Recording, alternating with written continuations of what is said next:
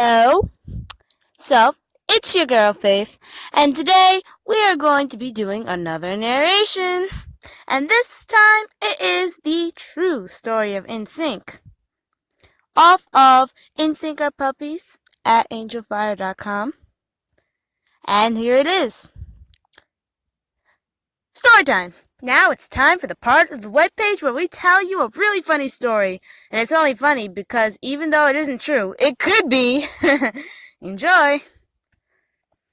Chris was telling the truth when he said that he began the group. After he graduated from college, he realized how much he liked surrounding himself with younger men with good singing voices, and singing with the girls at Universal just weren't cutting it for him anymore. So, to fulfill his dream, he called up Justin, the handsomest young man he had ever sang with. But Chris wasn't telling the truth when he said he met Justin through auditions around Orlando. Oh no, that was about as far from the truth as possible. Actually, he met Justin at one of his college frat parties. True, Justin was 9 years younger than Chris and shouldn't have been anywhere near a college campus, but he was hired as an entertainer for the night, and a boy has to make money somehow. So Chris saw Justine, Justin's name for himself whenever he did his pedophile drag show performances, at this party and heard his sweet voice, almost as high as his, and saw his angelic face and decided he had to have Justin right there. And well, he did. And they continued this sordid relationship all throughout Clish's college years and Justin's years on MMC. So after MMC was canceled, Justin had nowhere to go but into Chris's arms to join his singing group. At first, they thought going duet would be a smashing idea, but after a couple of clubs and a few broken glasses, they realized no one wanted to hear two high-pitched voice guys singing love ballads. So Chris begged Justin to call one of his old friends in MMC and see if they could balance out some of their sound. Justin called everybody, Josh, Matt, Dale, Ryan, Tony, but no one wanted to sing with the two gay guys. The only person left to call was JC. The thing about Justin and JC was, though, they had always been bitter rivals, and they couldn't stand each other. Justin would always follow JC around on MMC and try to act and sing like him, and all JC wanted to do was twist Justin's body into a coat hanger.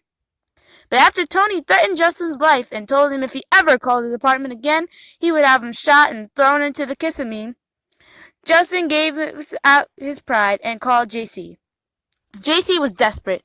He tried to make it on his own, but his alcoholism and caffeine addiction just kept getting in the way of his solo career. Besides, he had been out of Orlando for a while and didn't know about this thing between Justin and Chris. So after much convincing and keeping JC awake long enough to hear their plan about the group, he agreed, but only if he could get work for a friend of his.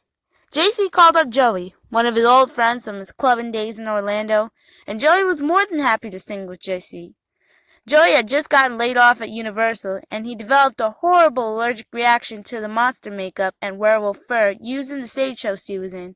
There was also talk about sexual harassment charges from his female co-workers, so Joey was more than happy to get work. There were now 4 members of the band together. All they needed was a bass. JC and Joey could never balance out Justin and Chris's high-pitched voices by themselves. Chris called in one of his friends from college, named Jason, because their last letters of their first names is spelled NSYNC, and Chris thought that was pretty damn clever. But after Jason found out about Chris and Justin, he yelled something about, "I thought I was your only one!" and left it. Chris just told the other band members he couldn't cut the mustard, but everyone knew it was probably because Jason has a small dick and was a bad lay.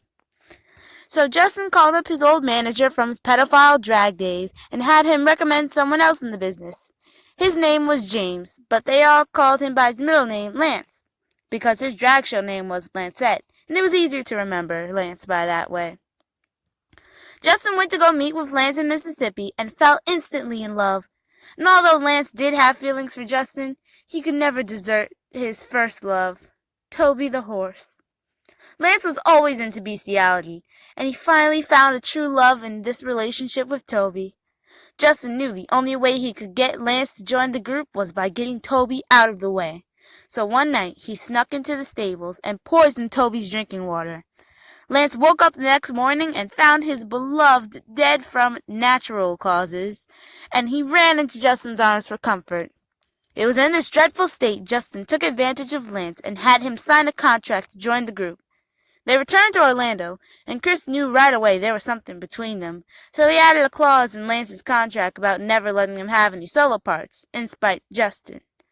So now NSYNC had been created, but they were far from fame. It seemed everyone in Orlando knew about their sordid gay affairs going on within the group, and no one wanted to hire them. But knowing that Europe was more liberal on their homosexual views, the boys hightailed to Germany. As soon as their managers got Chris and his little dog Buster to stop molesting trees, Justin and Lance to stop fucking, and JC to stay out of the bars, and Joey to stop chasing skirt, they finally knuckled down and began to teach them how to sing and dance. And the rest, they say, is history. Only in Orlando, people only in Orlando, will their dreams come true. Thank you.